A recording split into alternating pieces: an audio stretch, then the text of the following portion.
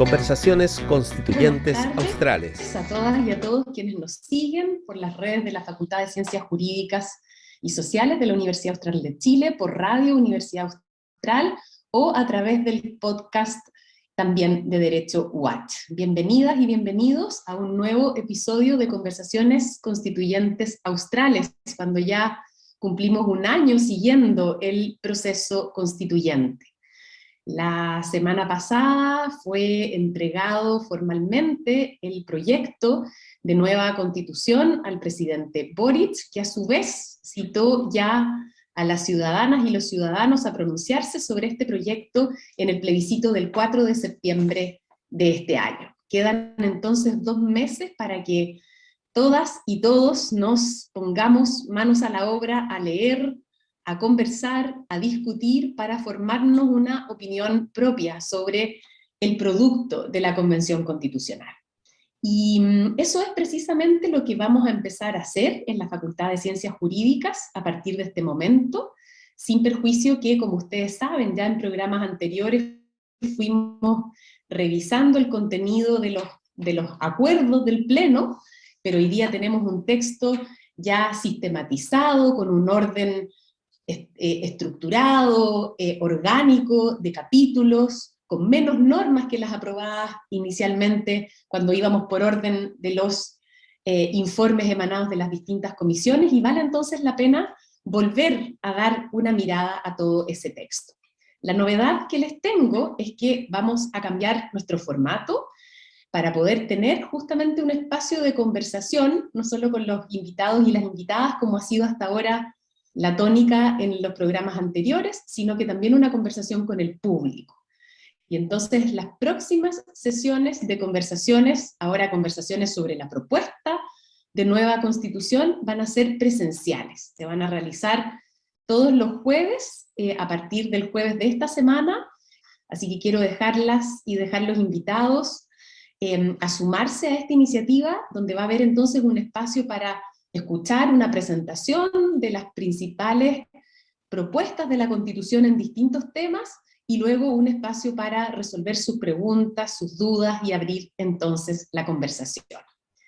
En esta sesión de hoy que presentamos este nuevo espacio, conversemos sobre la propuesta de nueva Constitución. Me acompaña la profesora Yanira Zúñiga. Muy bienvenida, Yanira, es un gusto tenerte nuevamente aquí en este espacio, en nuestra última sesión en este formato.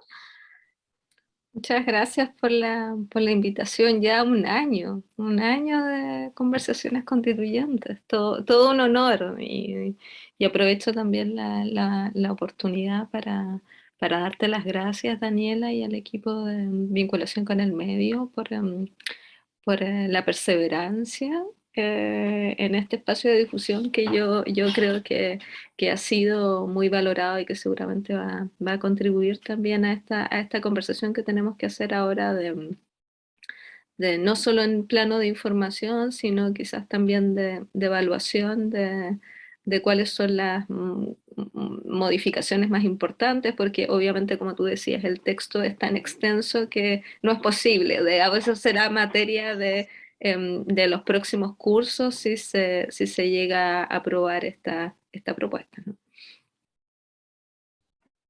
Exacto, y la idea hoy día es en ese sentido quizá bien ambiciosa, porque queremos hacer un poco un primer recorrido general, ¿no? Una especie de índice o de sinopsis, como se decía antes, ¿no? Sin demasiados spoilers, justamente, ¿no? Pero presentarles de alguna manera los ejes fundamentales de innovación, ¿no? Los ejes fundamentales que caracterizan el cambio constitucional que propone el proyecto aprobado por la Convención.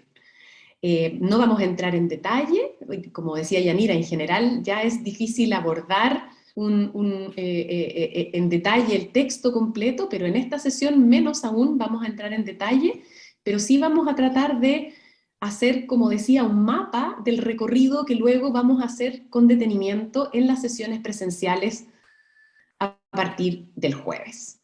Y en este sentido creo que un buen punto de partida, no sé si te parece también, Yanira, es mirar el propio artículo primero de la Constitución. De alguna manera este artículo, ¿no?, con el que se abre tras el preámbulo el texto constitucional, puede leerse como un resumen de estos ejes fundamentales que caracterizan a la propuesta y la distinguen al mismo tiempo de la Constitución vigente. Entonces voy a partir, como ha sido también una tradición en este programa, donde nos vamos a los textos para tratar de informar a quienes nos ven y nos escuchan, vamos a partir leyéndolo, si les parece. Entonces dice: Chile es un Estado social y democrático de derecho, es plurinacional, intercultural, regional y ecológico. Y fíjense que ya ahí, ¿no es cierto?, en este primer inciso, como decimos los abogados, tenemos un montón de conceptos que son, ¿cierto, Yanira?, nuevos, ¿no?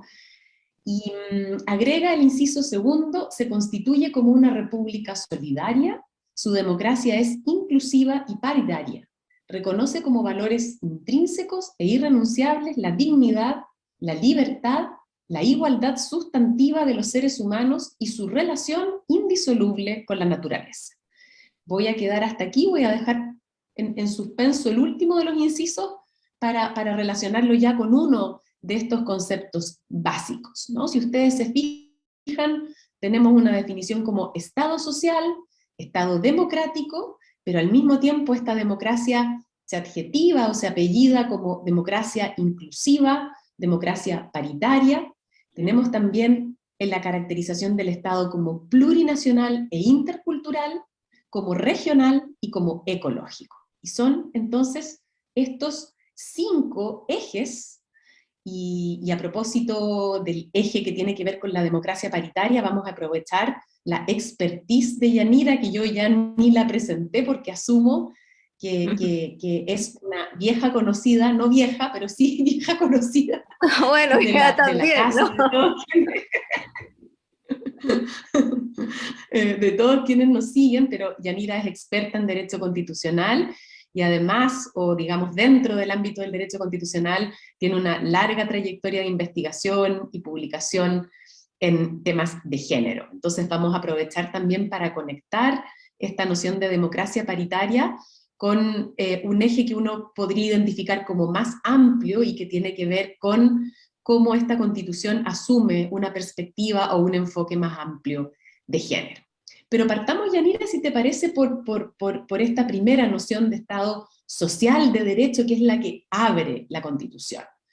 Sí. Por qué abrir la Constitución con esta noción y qué es lo que de nuevo trae, dirías tú, este concepto?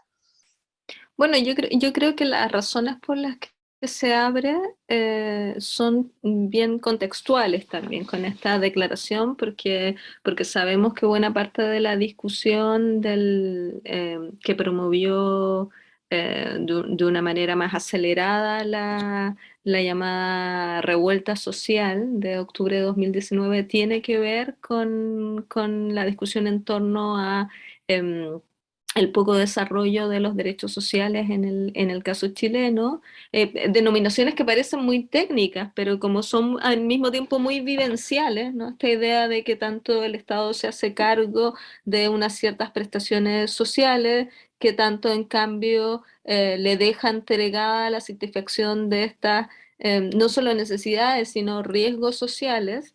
Y yo leo también las nociones vinculadas que podemos hablarlas más tarde a la interdependencia y a la vulnerabilidad, esos reconocimientos que no aparecen en el texto del 80, pero sí aparecen en esta propuesta también muy en clave de esta primera cláusula, ¿no? El Estado social sirve en la medida que reconocemos que somos vulnerables a esos riesgos sociales y reconocemos que necesitamos un tejido justamente social para distribuirlos de una manera relativamente solidaria. Y como esta había sido, yo diría, la gran discusión o el centro de la discusión política, al menos en su dimensión más clara relacionada con los derechos. Por supuesto, hay otras discusiones de esa revuelta que tienen que ver con el régimen político, ¿no? Algo también ya se está apuntando a las primeras cláusulas, con las cuestiones de representatividad, etcétera, pero en lo que dice relación con el rol del Estado como proveedor garante de ciertas prestaciones que garantizan precisamente un mínimo de dignidad, como se dijo muchas veces durante ese mismo periodo, ¿no? En que la expresión dignidad saltó y se multiplicó en los debates políticos y jurídicos, una expresión que es muy típica también del lenguaje constitucional, pero que adquirió una actualidad que no había tenido, creo antes. Aparece muchas veces la dignidad como una idea un poco oscura. Aquí ha adquirido toda una materialidad al hilo de esta discusión de los derechos sociales, ¿no?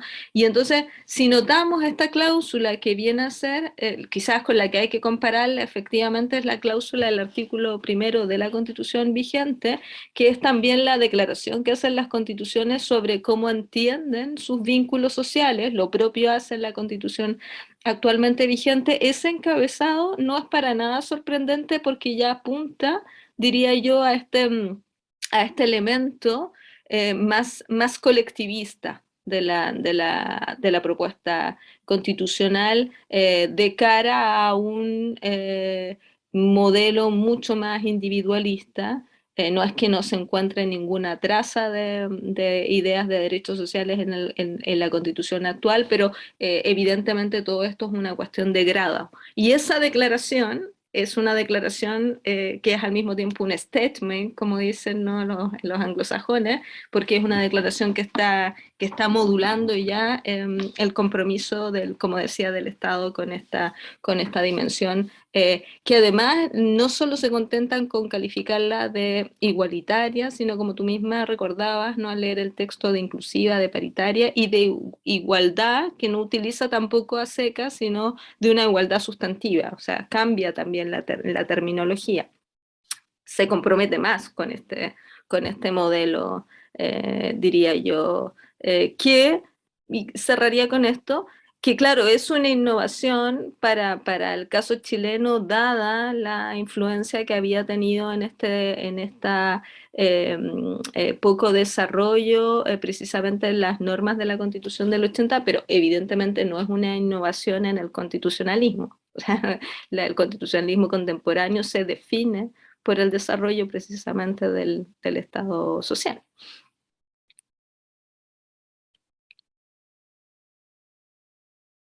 Es una novedad, digamos, entre nosotros básicamente, ¿no es cierto? Porque la Constitución del 80 se centraba en los derechos civiles o de libertad y respecto de, ¿no es cierto?, los bienes necesarios para poder ejercer estos derechos de libertad, para poder ser, ¿no es cierto?, materialmente autónomos, ellos quedaban en buena medida entregados al mercado, ¿cierto? Así es. Y por eso se hablaba de un estado subsidiario. Entonces es bien interesante ver cómo, por ejemplo, mientras en el caso de la salud, ¿no es cierto?, la Constitución de 1980 enfatizaba la libertad de elegir un sistema de protección de salud, ahora en cambio, ¿no es cierto?, se enfatiza el derecho a estas prestaciones de salud y el deber del Estado de proveerlos a través de un sistema público. Eso creo que es probablemente lo que caracteriza, ¿no? Si uno mira la regulación de todos estos derechos, que son varios, diversos, ya podemos tal vez mencionar algunos más, ¿no? Pero es esta estructura en que se asume como deber el establecer un sistema nacional que organice justamente la provisión de esos derechos. No sé Claro. si tú también lo ves así, Sí. Yanira, o quieres Y aportar además ese es algo. el rasgo distintivo del Estado social. No es solo garantizar, como hace la Constitución, garantizar, entre comillas, eh, eh, eh, hacer un tipo de despliegue que ponga el servicio luego accesible al particular, con independencia de quién provea ese servicio. Lo propio del Estado social es justamente la idea de que la provisión proviene de servicios que son gestionados por parte del Estado. Por lo tanto, lo que tú recalcas, que es la construcción de un sistema de prestación y unas reglas de financiamiento de ese sistema de prestación, es, claro, uno de los pilares del cualquier declaración seria de estado social. Y por otro lado, yo también diría que haya una mayor densificación de la regulación de estos derechos, ¿no? De hecho, esto es bastante visible. Si uno los mira, aparecen muchas más cláusulas comparativamente. De hecho, por ejemplo, la educación, que es un derecho central, además, porque se estima un derecho multiplicador, tiene varias disposiciones, no es solo que sea una con varios párrafos incisos, sino que se va separando distintas dimensiones de la regulación, y entonces a eso me refiero con densificación, ¿no? El contenido regulado en la Constitución aparece determinando o configurando áreas de regulación más potentes, que tienen en común todas, evidentemente con las variaciones según el tipo de derecho, pero tienen en común este reforzamiento del rol de lo público, ¿no? Que eso es bastante visible en todas las áreas, y que, como decíamos, es parte del modelo de Estado social, es decir, no es ninguna anomalía. Quizás a nosotros nos parece en Chile una cierta anomalía. Ahora, esto igual hay que ponerlo en su debida dimensión, porque no supone la exclusión completa de la posibilidad de que los particulares participen, ¿no? Que es algo que uno pudiera preguntarse, ¿no? ¿Y qué pasa entonces con la provisión particular? No es que se excluya, ¿no? De hecho, por ejemplo, en salud es una de las cláusulas en que aparece una permisión, pero regulada por la ley y contenida, ¿no? por la ley. ¿No? No es que no se vaya a poder, por ejemplo, contratar un seguro privado, solo que se cambian los ejes y el protagonismo de los proveedores, y obviamente adquiere un protagonismo el Estado. Lo propio aparece con la educación pública, incluso con la educación en materia del tercer nivel de educación superior. Sí, es muy interesante, solo para que se hagan una idea quienes nos escuchan y nos están viendo. La educación, la regulación del derecho a la educación comprende desde el artículo 35 hasta el artículo 43, ¿no? Entonces son casi 10 artículos. Pasamos de algunos incisos en un artículo, el 19 de la Constitución vigente, ¿no? Ustedes se fijan, 9 artículos de la Constitución, ¿no? Entonces ahí se ve muy claramente esto que decía Yanira de una mayor regulación, ¿no? De que hay distintos aspectos de este derecho que se regulan en la Constitución sin perjuicio, y esto es algo que yo diría que también caracteriza a todos estos derechos sociales, sin perjuicio de que luego la ley tiene un rol muy importante en definir, determinar, instituir estos sistemas públicos, estos sistemas nacionales de provisión, determinar, por ejemplo, ¿no es cierto?, como decía Yanira, cómo pueden contribuir también los proveedores privados en el contexto de esos sistemas. Entonces aquí es muy importante saber, y es algo que se ha comentado ya en general respecto de esta Constitución, que su implementación va a suponer un trabajo legislativo muy importante, ¿no? Y por eso también, como vamos a ver en una de estas sesiones presenciales que vienen, las normas transitorias que se aprobaron en este último periodo van estableciendo, ¿no?, una serie de pasos a lo largo de 4 años, ¿no?, para que vayan tomando forma estos sistemas. La ley sigue teniendo una relevancia central. No sé si quieres mencionar algún otro derecho social, Yanira, sin perjuicio que dejemos invitados a quienes nos siguen a sumarse a la primera sesión este jueves, a las 6, como decía, donde precisamente el tema va a ser derechos fundamentales, pero no sé si quisieras destacar algo en particular. Yo diría que es bien interesante porque, bueno, también el trabajo de armonización permitió que quedara este bloque de derechos sociales de manera correlativa, aunque no hay una especie como de capítulo de derechos sociales, es fácil de identificarlos porque son correlativos, ¿no? Y diría que obviamente para quienes no estén tan familiarizados o familiarizadas con esa nomenclatura, me parece que dentro de la órbita de derechos sociales la mayoría de la población sabe que se ubica la educación, la salud, y la seguridad social, ¿no? Que también se refuerza la cuestión de las pensiones, y hay también otras referencias a otro tipo de riesgos que quedan cubiertos dentro de la protección que establece la Constitución. Eso por un lado, pero aparecen derechos nuevos, ¿no? Que no tenían desarrollo constitucional en el texto actual, porque el problema de la Constitución del 80 no es que no tuviera ninguna mención a estos derechos, sino que estaban regulados, como decías tú, más como libertades de acceso que necesariamente como derechos suministrados por el Estado.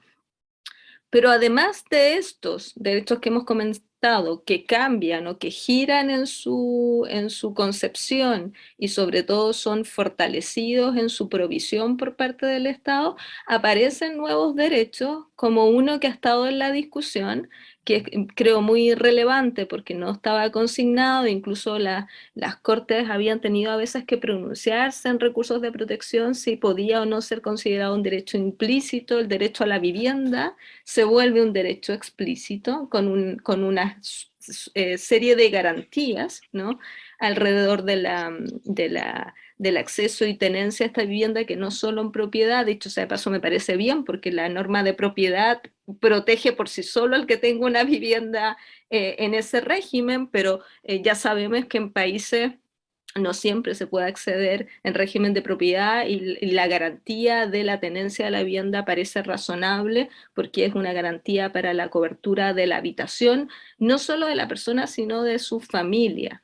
Y esta idea, ¿no?, de los derechos sociales al servicio de la persona y de su familia, fíjate que es una recuperación de un lenguaje que ya aparece en la Declaración Universal de Derechos Humanos, es decir, se traslada al sistema chileno, no es una innovación propiamente tal, se desarrolla, ¿no?, esta idea de estos derechos no solo son individuales en el sentido de,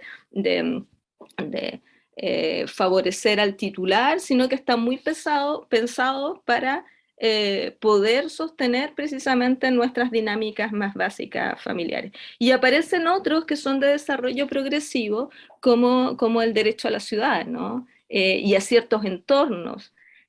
Y esto me parece interesante porque eso va apuntando también una visión incluso más comunitaria de los derechos políticos. Aparece un derecho a la seguridad, que es como un tránsito de este derecho a la ciudad con un derecho a vivir en entornos no violentos que ni siquiera estaba considerado en el texto actual de la Constitución. Ese es un derecho más bien civil, ¿no?, asociado a la seguridad de nuestros cuerpos, de nuestra integridad, pero que está puesto en un plano más comunitario.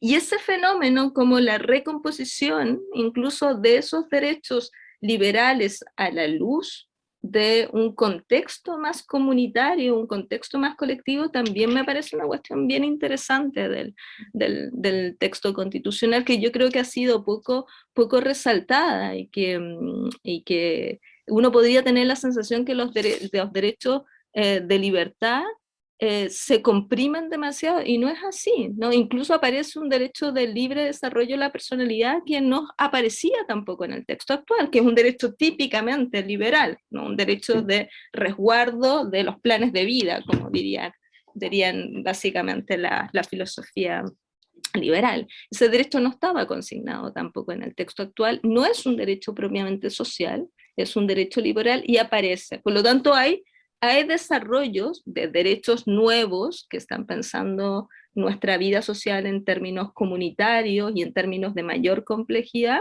y hay una recuperación de derechos clásicos que no habían entrado al constitucionalismo chileno y que ahora son plasmados en la propuesta constitucional. Muy, muy interesante ese punto, muy interesante y de alguna manera nos devuelve a estos conceptos que yo también mencionaba que están en el artículo primero, ¿no? Dignidad, libertad, igualdad sustantiva y esta noción que es también nueva en nuestra tradición constitucional de la definición de nuestra república como solidaria, ¿no? Ahí tal vez hay un poco también un concepto que remite a esta, de alguna manera, concepción nueva de los vínculos comunitarios, ¿no? De una forma de entender la comunidad política como menos atomizada, menos individualista. Sí, Bueno, claramente. podríamos seguir aquí, sí, sí, podríamos seguir aquí mucho rato más hablando de estos derechos, pero los dejamos entonces invitados a la primera sesión de este jueves, sin perjuicio de que también ya en programas anteriores, especialmente un programa que compartimos con Leticia Morales y Alberto Codú, hace un par de meses atrás ya hicimos una prospección de los derechos sociales que iban tomando forma a través de los acuerdos del Pleno. Vámonos al segundo eje, si te parece, Yanira, el del Estado democrático, que de alguna manera se entronca con el anterior, porque ya decíamos que la ley, ¿no es cierto?, tiene un papel muy importante para desarrollar, para ejecutar, para dar aplicación a estos derechos. Y la Constitución, digamos, la propuesta constitucional mantiene, ¿no es cierto?, un sistema político democrático con una democracia representativa por una parte a través de distintos órganos elegidos democráticamente, el presidente, el Congreso de Diputadas y Diputados, la Cámara de las Regiones, también las autoridades regionales, y aquí yo diría que se refuerza también el carácter electivo de los cuerpos regionales, que ya sin embargo había sido objeto de avances y de reformas. Una de las novedades que aquí a mí me parece interesante tiene que ver con que se prevén por primera vez en nuestro texto constitucional respecto del poder legislativo, mecanismos de democracia directa o participativa. Iniciativas populares de ley, es decir, la posibilidad de que ciudadanos organizados presenten una propuesta de ley que deba ser sometida a discusión por el Congreso, y también la posibilidad de que los ciudadanos, ¿no es cierto?, inicien un proceso que lleve a un referéndum para derogar una ley. Entonces hay aquí mecanismos para incidir también en el proceso legislativo que son, me parece, muy interesantes. No sé si quisieras comentar algo sobre esto, Yanira, o si nos vamos desde ya a estos dos apellidos que tal vez son también, representan también una novedad, ¿no? La idea de que nuestra democracia pasa a ser, ¿no es cierto?, además de representativa, participativa, que serían conceptos más clásicos, inclusiva y paritaria. Sí, no solo respecto al anterior, que creo que también esas cláusulas hay que leerlas en función del contexto, ¿no? Parecía muy difícil que la propuesta constitucional en un momento de discusión constituyente que está asignado por una crisis de representatividad pudiera prescindir de mecanismos de democracia directa, es decir, la apuesta por una democracia representativa es una apuesta problemática, no solo hoy día, digamos, como único motor del debate legislativo, no solo en Chile, sino en el mundo, ¿no? Y entonces se han ido multiplicando estos mecanismos de participación directa o de democracia directa u otras formas de participación intermedia, precisamente para ir generando también una mayor adhesión ciudadana a los procesos políticos, a sabiendas que la desafección que hemos visto que en el caso chileno ha ido aumentando, quizás se interrumpe en parte con el mejoramiento de la participación en el plebiscito de entrada, pero que había estado baja en términos de participación electoral, se ha vuelto preocupante, ¿no? Y cualquier constitución tiene que preocuparse por la cuestión de mejorar la adhesión ciudadana con el sistema político, porque si no el riesgo de la desafección es una crisis democrática y no hay sistema que se mantenga con una crisis democrática más allá del, del desarrollo de otros instrumentos como podrían ser los instrumentos de derechos. Así que esta es una cuestión que me parece que vale la pena rescatarla porque, como dices también, el propio plebiscito está puesto como una modalidad en el mecanismo de reforma constitucional que se prevé, como una modalidad eventual, no necesaria. Eh, y que es algo que también incorpora este elemento, y lo digo porque yo creo que es una mala lectura pensarlo como un cerrojo, la presencia de estas reglas en el sentido de que pueden dificultar, sino que lo que hacen es hacer circular la democracia para permitir precisamente que el sistema político, que creo que hay buenas razones para mantenerlo centrado en lógicas representativas, queda en algún sentido aireado, es decir, tenga válvulas de escape, porque si no, las posibilidades de que un sistema representativo se erosione eh, sin entrar a prejuzgar el comportamiento de quienes, digamos, se dedican a la política. Esto es mucho más complejo que eso. Pero creo que ese diseño es un diseño que está recogiendo la necesidad de hacer circular el poder y, como dices tú, ese sistema también hace circular el poder en el nivel de la distribución territorial, no solo en el nivel de la distribución de poder a nivel nacional. Sí, lo vamos a ver también a propósito después del tercer eje del Estado regional, ¿no? Como también ahí, de hecho, se prevén, como tú decías, también mecanismos de participación en esas instancias territoriales.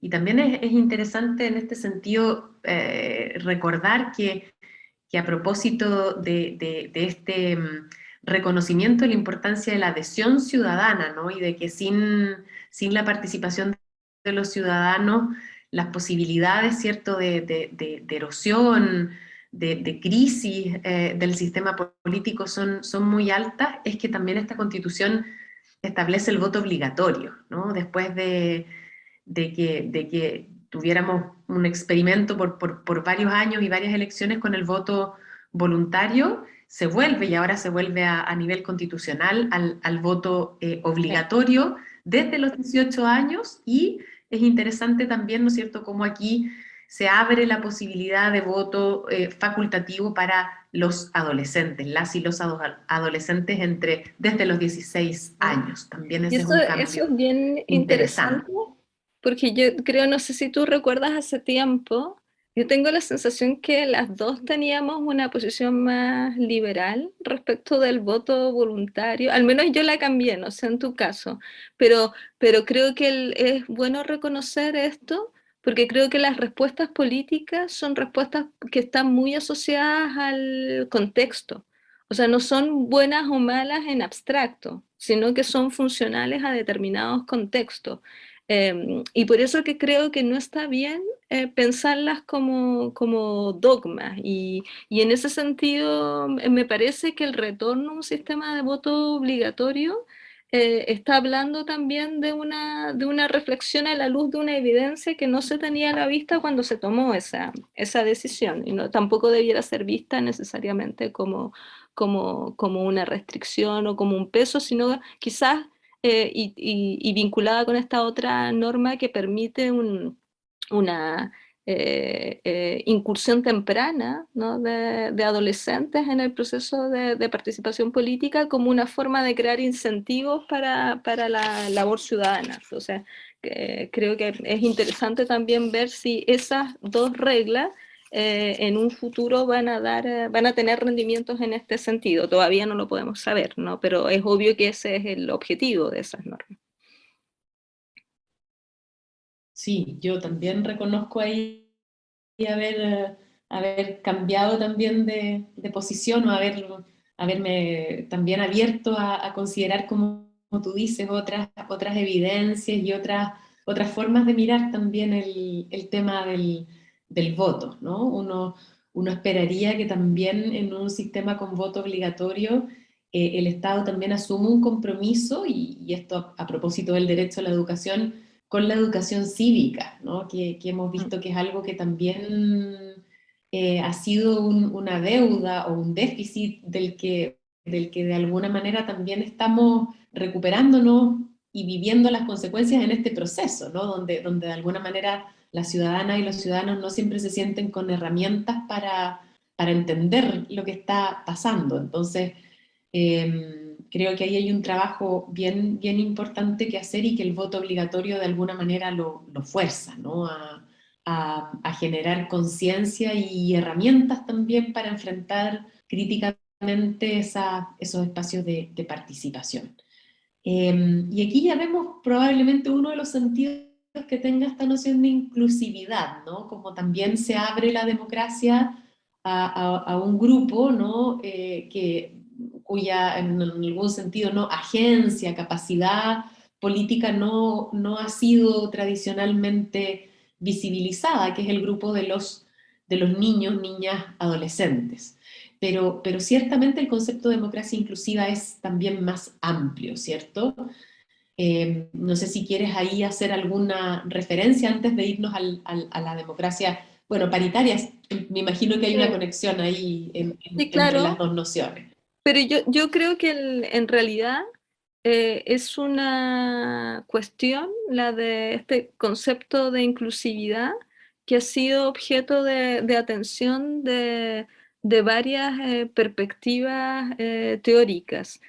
Obviamente, una cuestión que ha sido protagónica en las preocupaciones feministas, muy vinculadas al desarrollo de los instrumentos y de la propia idea de paridad, pero si nos fijamos bien hay una convergencia de varias preocupaciones políticas y de varios enfoques teóricos, como tú mencionaste, también de la inclusividad de niños, niñas, adolescentes, de la inclusividad de grupos indígenas, en general, ¿no? De grupos que se encuentran habitualmente en los contornos de la participación política y que en muchos casos esa participación se vuelve más ficta que material, y cómo eso redunda luego en una baja intensidad de discusión de sus intereses y de sus visiones del mundo, porque no es solo una cuestión de intereses, también tiene que ver con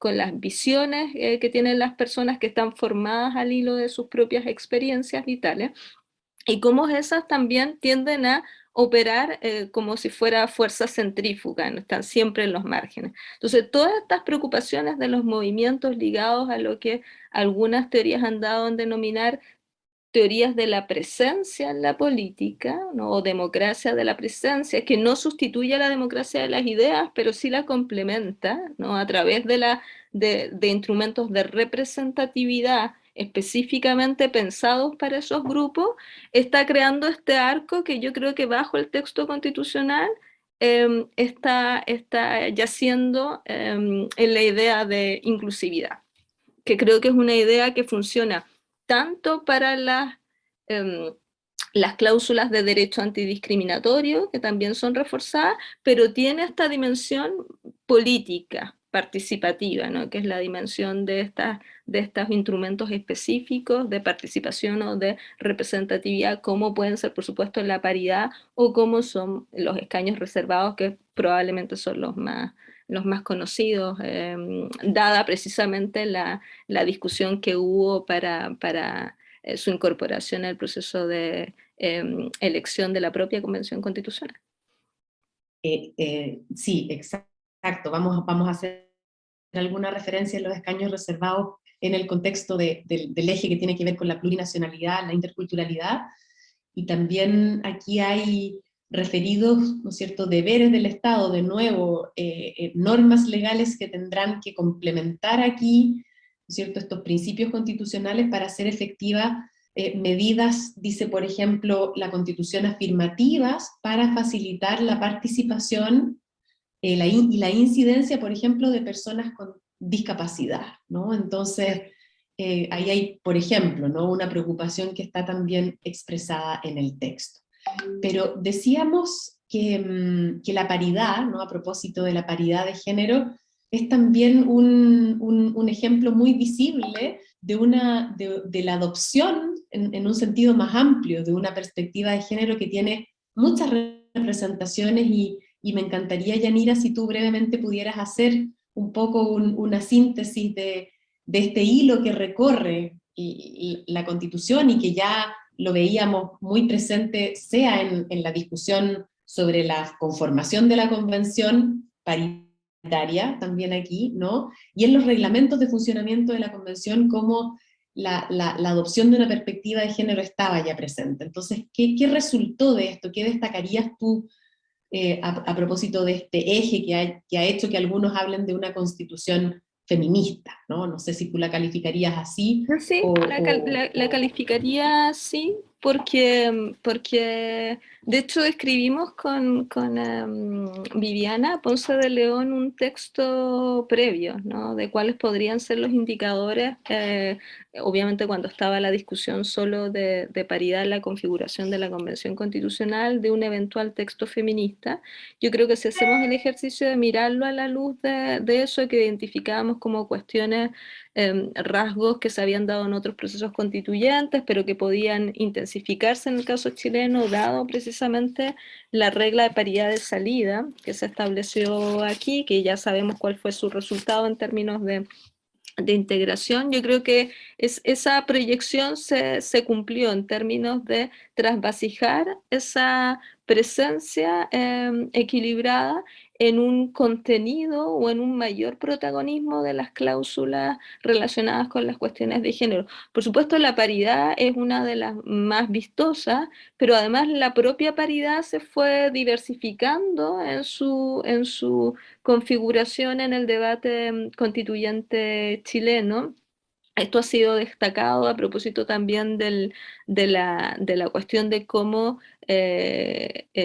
configurar una paridad que al mismo tiempo no termine entrando en conflicto con otras reglas de representación, como podría ser de manera más estrecha con la representación de disidencias sexogenéricas, que es la expresión que utiliza el texto de la Convención. Y eso ha dado origen, que el otro día escuchaba a Julieta Suárez Cao, que hablaba de una paridad flexible, paridad dúctil, para dar cuenta de que ya no es esta paridad que se presenta con una rigidez binaria, de no solo cabe la representación de hombres y mujeres, sino que admite un diálogo con otros modelos, específicamente con el modelo de representación que será regular por la ley de diversidad sexual, ¿no? De cómo podía coexistir las normas de paridad con estas otras normas de participación. Esa es una de las cuestiones, digamos, con las que observamos la ratificación del modelo de paridad como paridad de salida y no como paridad de entrada, es decir, no solo paridad en lista, la constitucionalización de principios propios de las reglas electorales de paridad, como la regla de alternancia en listas electorales, el compromiso con una paridad transversal, horizontal, le llaman algunos textos doctrinales, es decir, que no fuera solo en el plano, por ejemplo, del poder legislativo, sino que se expande a otros órganos. Ahí hemos visto toda la discusión también que ha generado su extensión, ya no solo como paridad, sino también como enfoque de género en la organización del sistema de justicia, y las otras normas, o sea, un abanico de normas con inflexiones de género, como las propias normas en materia de igualdad, la creación de un derecho a vivir una vida libre de violencia, que no es un derecho solo para las mujeres, pero que tiene un énfasis en el caso de las mujeres. Por supuesto, las normas que reconocen el derecho de cuidado, y ahí también hay una incorporación. De hecho, esa norma está entre medio de los derechos sociales, ¿no? Está concebida en una lógica social.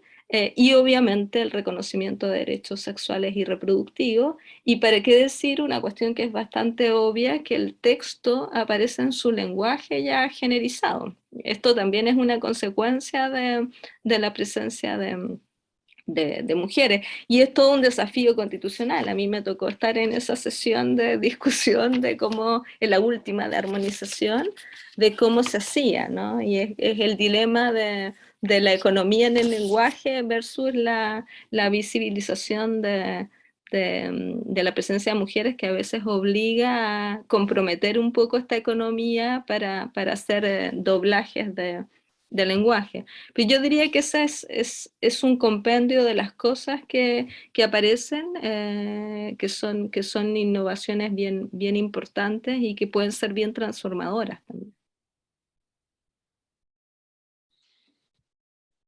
Muy, muy interesante ese recorrido y es interesante mostrar su transversalidad porque después vamos a ir hablando de algunas de estas instituciones o como derechos sociales o a propósito de las reglas de la representación, pero creo que es muy, muy interesante verlas así en conjunto. Tratemos de dar una mirada, ¿qué te parece, Yanira, estos otros tres ejes, al menos brevemente?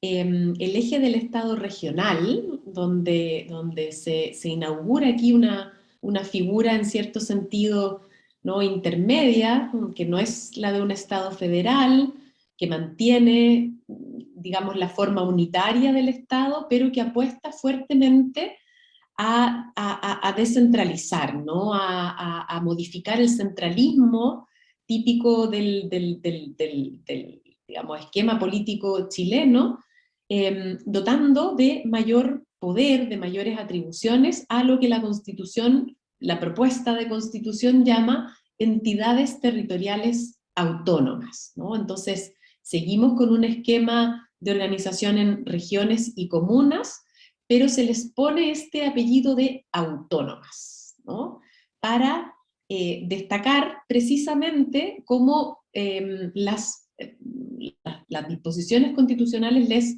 las dotan de mayores atribuciones si comparamos con el texto actual, políticas, administrativas, financieras, eh, y creo que tal vez la otra, no, tal vez innovación más visible aquí es que ahora las regiones participan, ¿no?, que sería la entidad territorial mayor, autónoma, participan en la actividad legislativa a través de una cámara que Sí. sale de la lógica de la representación, diríamos, ¿no es cierto?, proporcional a la población, sino que pasa a ser representación territorial, donde todas las regiones tienen el mismo número de representantes en la Cámara de las Regiones, que es la que sustituye a la segunda Cámara actual, que es el Senado.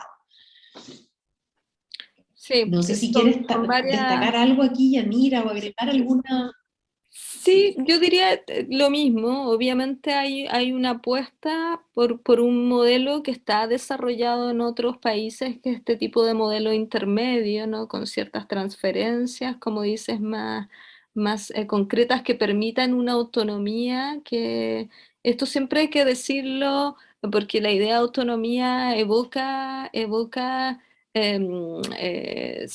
a veces secesión o desintegración, y la propia declaración de los primeros artículos, creo que es el 3, que lo dice expresamente, ¿no? Todos estos mecanismos no suponen o no comprometen la integridad territorial, solo buscan equilibrar, como dices, la presencia tan fuerte en la discusión de política nacional y de inversión de recursos de Santiago, que ha comprometido, como sabemos, el desarrollo no solo de las regiones en términos de motores políticos, sino también de motores económicos de su propio desarrollo. Y al hilo de eso, ¿no?, se aglutina esa apuesta, que es un poco tardía, porque recordemos que al principio en el sistema político no necesariamente se estaba discutiendo en el plano de un bicameralismo, sino que pasó de una propuesta que no prosperó finalmente a esta modalidad de bicameralismo, que una de sus innovaciones, porque hoy día también lo tenemos, es esta idea del bicameralismo asimétrico, que se justifica precisamente porque la que cambia de funciones de manera más notable es este reemplazo del Senado, que es esta Cámara de las Regiones, y adquiere entonces un sentido de representación mucho más claro de carácter regional, territorial. Alguien dirá, pero bueno, siempre los senadores han sido electos por estos distritos territoriales, pero en realidad la vocación del Senado no era necesariamente ocuparse de estos temas regionales, y si bien la Cámara de las Regiones participa en leyes de acuerdo regional que tienen componentes nacionales, es obvio que el énfasis está dado en la cuestión de las regiones. Y yo agregaría un tercer elemento, que me parece que hay un desarrollo de institucionalidad en el plano del Estado regional que se hace cargo de un problema que hemos visto recientemente a propósito de la elección de autoridades regionales, los gobernadores me refiero, que es el problema de descoordinación. Hay una apuesta por agregar dispositivos de mayor coordinación a nivel macrozonal, por decirlo de alguna manera, que yo los leo como un intento de al mismo tiempo no producir un caos. O sea, todo dispositivo de autonomía requiere también un dispositivo de coordinación.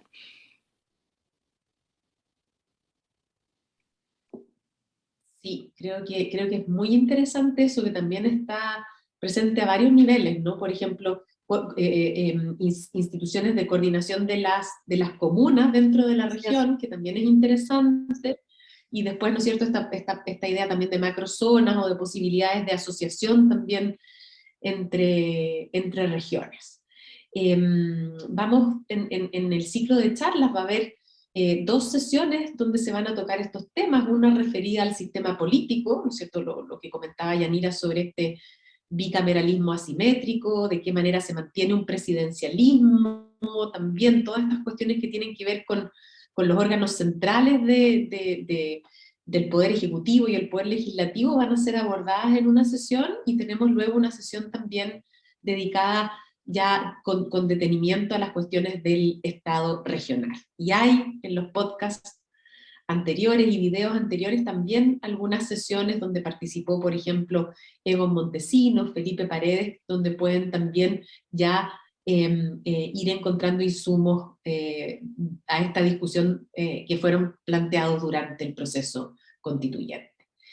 Y tal vez un concepto que nos permite entroncar con el siguiente eje es que también la Constitución prevé, a propósito de estas entidades territoriales autónomas, la posibilidad de autonomías territoriales indígenas, ¿no? No detalla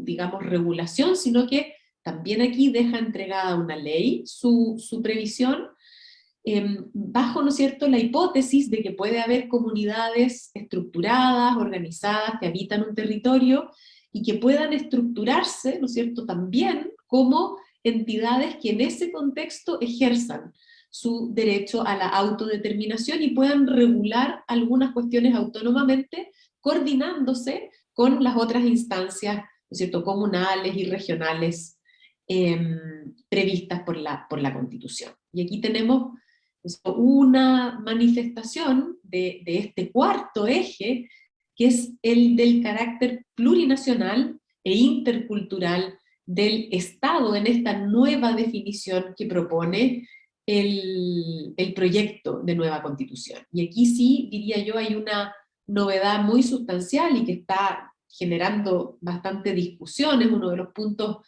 es cierto?, donde cuesta todavía dimensionar qué significa la nueva propuesta, porque se trata en muchos casos de conceptos que son, de nuevo, para nosotros, ¿no es cierto?, nuevos a nivel constitucional, no necesariamente nuevos a nivel comparado de otras experiencias o del derecho internacional, pero aquí, ¿no es cierto?, tenemos por primera vez un reconocimiento constitucional de los pueblos, dice la Constitución, y naciones indígenas preexistentes, ¿no? Es decir, se supera esta idea de o esta imagen de una nación homogénea, ¿no? Integrada simplemente por individuos, y se reconoce esta composición, en cambio, diversa, plural, integrada también por colectivos que tienen una historia anterior, ¿no?, a la República chilena.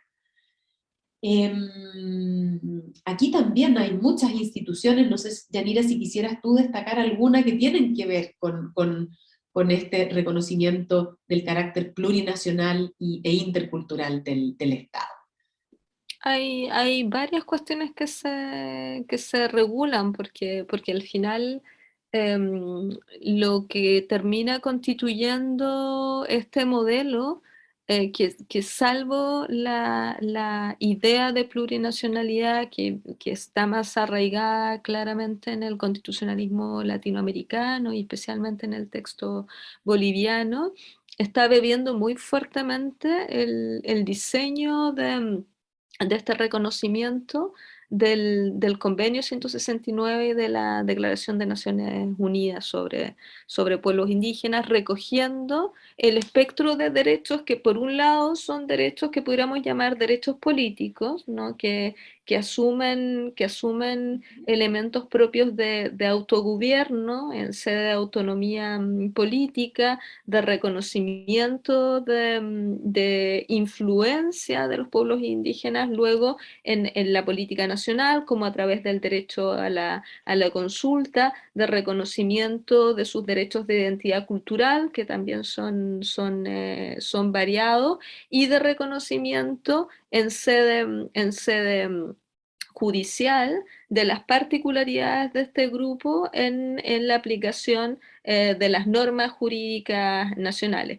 Hasta aquí yo diría que buena parte de lo que tiene la propuesta de texto constitucional no es más que el desarrollo de cuestiones que están en ese tratado internacional, y creo que, como dices, recordando que ha habido entre sorpresa y cierta yo diría, aprensión por las implicancias de esta incorporación, me parece que lo que está demostrando esto es que la cultura jurídica bajo en la Constitución del 80 no logró procesar bien la incorporación de estos estándares que estaban ya en el sistema chileno. Y al politizarlo la Convención Constitucional, en el sentido de ponerlo en el debate público, aparece entonces que se desconocían o que no se comprenden porque son en algún sentido cuestiones con las que no estamos del todo familiarizados o familiarizadas en términos no solo jurídicos, sino en términos políticos. Y la última dimensión, claro, también está en estos tratados, es la dimensión, llamémosle más territorial, ¿no? A partir de los derechos que se les reconocen, de protección de sus vínculos con la naturaleza, ¿no? Uno de los elementos que aparece fuerte también en la idea ecológica es un ecologismo que es permeado también por las lógicas indígenas. Bueno, en esta idea, ¿no?, del vínculo con tierra y territorio, que es una terminología que ya utiliza el derecho internacional de los derechos humanos, se plasma también en este régimen, o así al menos estoy leyendo yo, esta idea de las entidades indígenas, territoriales indígenas, ¿no?, que no son solo que requieren un soporte fáctico, ¿no? Requieren un soporte geográfico que no es cualquiera tampoco, es su soporte geográfico, su hábitat, para utilizar una expresión más sociológica, su hábitat en el sentido casi bordiano, su hábitat natural. Sí, entonces aquí quiero recordarles también a quienes nos escuchan que tenemos un programa anterior, hace algunas semanas atrás, con la participación de Salvador Millaleo y de José Elwin, en un momento en que ya estaban prácticamente aprobadas casi todas las instituciones y derechos referidos a la plurinacionalidad e interculturalidad que que pueden escuchar sobre estas cuestiones, y también vamos a tener en las sesiones presenciales una de ellas dedicada precisamente a estas temáticas, donde va a haber espacio para hacer preguntas y resolver también estas dudas que sobre esto que resulta nuevo en nuestro lenguaje constitucional podemos tener. Y ya Yanira también se refería de alguna manera a la conexión, ¿no? entre esta incorporación de también perspectivas diferentes respecto del territorio, cosmovisiones diferentes también respecto de nuestra relación con el espacio, con la naturaleza, ¿no? Cómo dejan también en algún sentido una huella en el último de los ejes que quisiéramos destacar en este programa, que quiere invitarlas e invitarlos a sumarse a esta próxima etapa de conversación, la del Estado ecológico, ¿no? Donde si comparamos con la Constitución vigente, que ya de una manera relativamente novedosa en su momento incorporaba un derecho a vivir en un medio ambiente libre de contaminación, ¿no? La perspectiva ahora es mucho más amplia, ¿no? Y no se limita, ¿no es cierto?, a la cuestión de la preservación del patrimonio, que es otra cuestión que aparece en la Constitución del 80,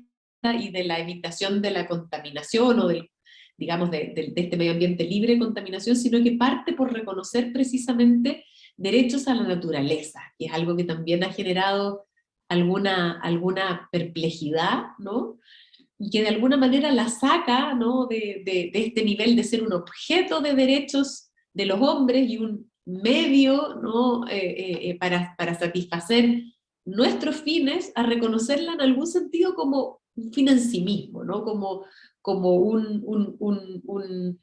una entidad que merece también protección en sí misma de su existencia, de sus ciclos, de sus equilibrios. Entonces aquí hay una interesante innovación que, bueno, no es simplemente retórica, porque uno diría, bueno, ¿y qué quiere decir esto de derechos de la naturaleza? Sino que se traduce en que se imponen al Estado una serie de deberes, ¿no? Deberes de preservación, deberes de promoción, deberes vinculados explícitamente con el cambio climático, ¿no?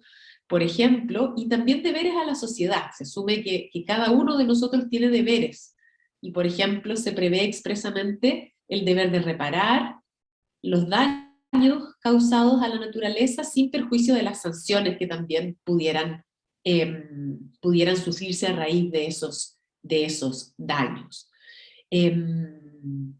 Yanira, no sé si tú quieres apuntar algo más aquí respecto Sí. también de esta Dos dimensión ideas. del Estado ecológico.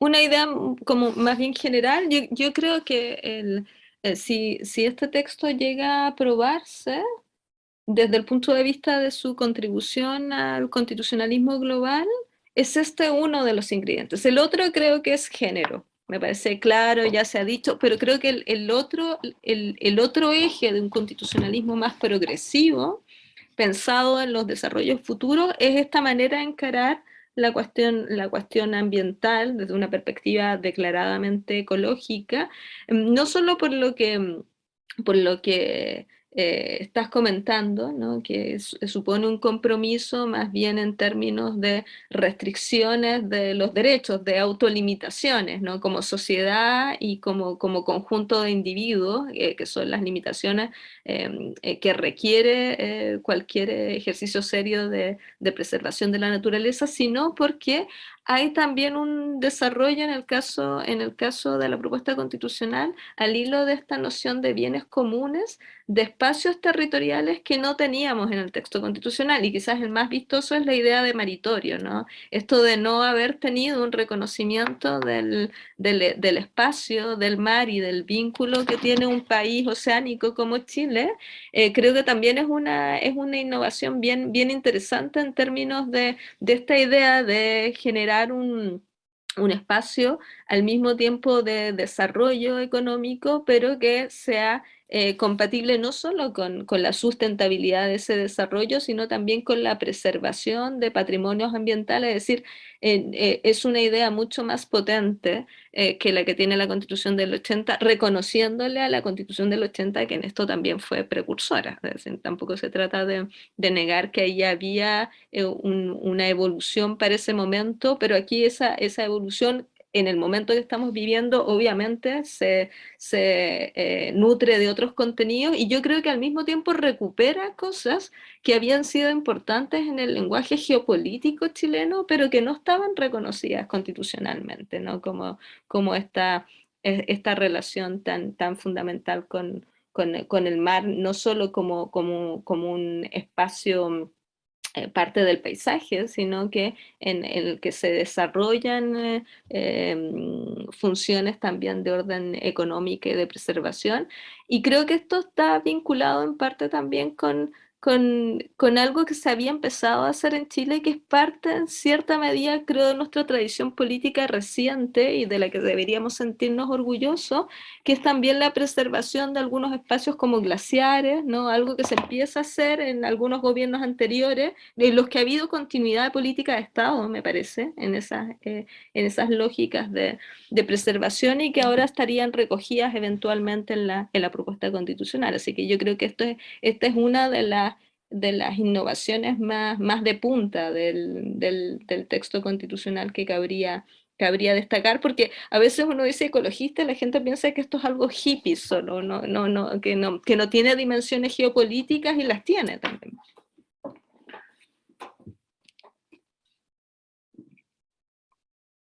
Creo que esto se ve muy gráficamente si miramos que hay un capítulo, ¿no?, completo de la Constitución dedicado a naturaleza y medio ambiente. Es decir, digamos, sale de ser de nuevo, un inciso o un par de incisos en el artículo que reconoce derechos a un capítulo completo, menos extenso que otros, por supuesto, ¿no es cierto? Pero es el capítulo tercero que tiene varios artículos, tiene 24 artículos, ¿no? Entonces, eso ya muestra de nuevo aquí una densidad normativa y una articulación, ¿no?, de distintas instituciones que es claramente novedosa. Yanira se refería a los glaciares que se regulan justamente en este capítulo como bienes naturales comunes, ¿no?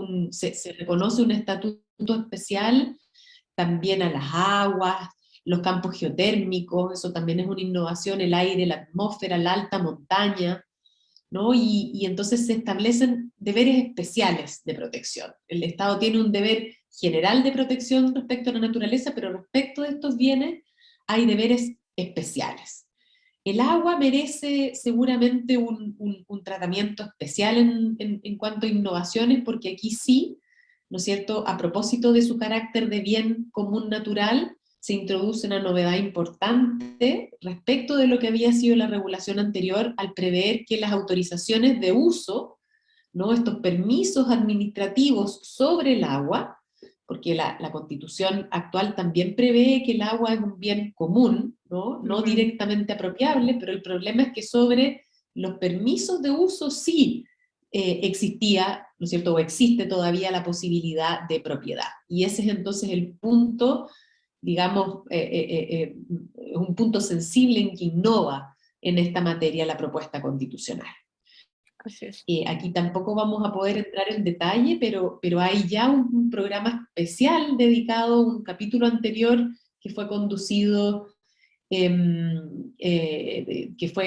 digamos, dedicado específicamente conducido por Cristóbal Balbontín, perdón, y dedicado específicamente a las cuestiones de agua, y otro capítulo anterior donde estuvo la actual directora del Sistema de Evaluación Ambiental, Valentina Durán, prácticamente en los días anteriores a su nombramiento, con el profesor Vladimir Riesco, hablando también sobre medio ambiente, y vamos a de nuevo tener una sesión presencial sobre este tema. Así que tal vez destacar también que hay mecanismos, o sea, que también se habla de democracia ambiental, ¿no? Eso a propósito de cómo tú comentabas esta idea de democracia inclusiva y participativa, cómo se proyecta también en otros aspectos. Aquí también hay una cláusula que se refiere a eso. Sí, yo creo que hay varias cosas y es bien probable que incluso algunas de esas cosas las empecemos a ver cuando tengamos una especie de red más clara de retroalimentación de las distintas normas, ¿no? Porque por ahora todos estamos haciendo este ejercicio, ¿no? Un poco encima de ir procesando. Por supuesto, también el hecho de que la Constitución haya sido construida con un grupo más plural, incluso con claramente convencionales más ligadas a la ciencia o a movimientos ecologistas, significa imprimirle nuevos contenidos con los que probablemente si uno no trabaja, como es el caso de Cristóbal, más de lleno en las cuestiones medioambientales, cuesta un poco más familiarizarse, pero yo creo que aquí hay cosas que vamos a ir descubriendo a lo largo del tiempo, pero como dices tú, aparece muy claro este intento de desmercantilizar el acceso a esto que han sido hasta ahora concebidos como recursos, ¿no? Susceptibles de apropiación a través de distintos mecanismos y ponerlos más bien en el plano de un régimen de preservación, lo que no significa una imposibilidad de explotación, que es una idea que ha salido, sino más bien una explotación que está más a cargo del sistema público por la vía de concesiones y que no da derecho como dices tú, a un régimen de apropiabilidad en sede de derechos patrimoniales propiamente tal. Bueno, Yanira, estamos ya llegando al final y creo que logramos, más o Sí. menos, hacer una presentación de lo que nos espera y de cuántas cosas interesantes hay para acercarse con más detalle ahora que tenemos este texto ya definitivo como propuesta de nueva constitución. Así que quiero agradecerte tu participación en este programa de cierre de una etapa de las conversaciones constituyentes y dejarlos invitados a todos quienes nos están escuchando a este nuevo formato presencial y con registro a través de podcast que podrán seguir escuchando también en otros momentos. Muchas gracias, Yanira, y muchas gracias también a Viviana Cárdenas y Elsa Sánchez, Patricia Toledo, del equipo de vinculación con el medio de la facultad, por haber sostenido esta iniciativa durante todo este tiempo. No, gracias a la conductora. Aprovecho yo que estoy aquí, gracias a la invitación cerrando, para agradecerle a Daniela también toda la gestión y seguramente todo el esfuerzo que ha significado en coordinación y preparación de pautas. Así que ha sido muy interesante el ciclo de conversación.